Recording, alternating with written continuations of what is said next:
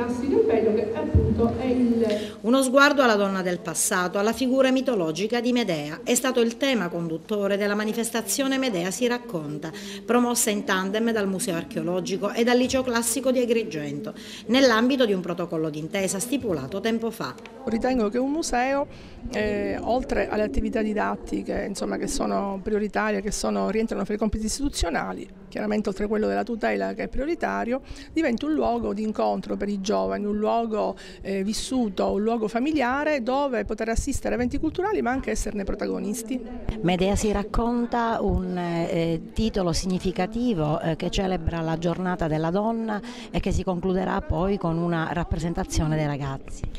È un tema fortemente evocativo che indica una scelta culturale fatta dal liceo per offrire proprio in questa giornata ai ragazzi un momento che potesse essere di studio, di approfondimento, di riflessione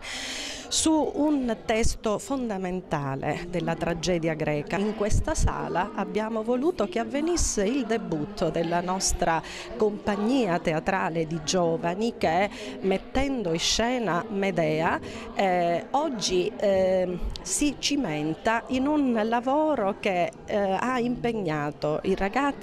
seguiti dal regista Marco Savatteri e da una equipe di docenti di greco fortemente motivati e coinvolti che parteciperanno al Festival di Palazzolo a Crede. E al Liceo Sciascia riflessione nel giorno dell'8 marzo sui diritti della donna nel mondo in collaborazione con Amnesty International. Amnesty International naturalmente dedica la giornata della donna ai diritti della donna. Sappiamo che sono diritti spesso violati, spesso negati, sia in paesi in cui ci sono legislazioni e culture che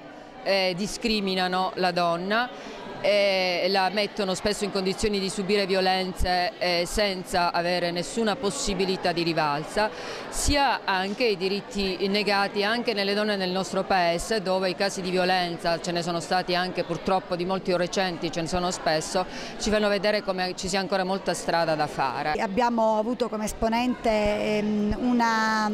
di Amnesty International che ha parlato di diritti negati della donna nel mondo, ma accanto a questo il video dei nostri ragazzi invece si occupava della donna nel mondo occidentale dove ha i diritti, però la mentalità, vuoi l'educazione, vuoi un mondo dei sentimenti che a volte è negato, di cui la donna è sempre quello che si fa portavoce e spesso deve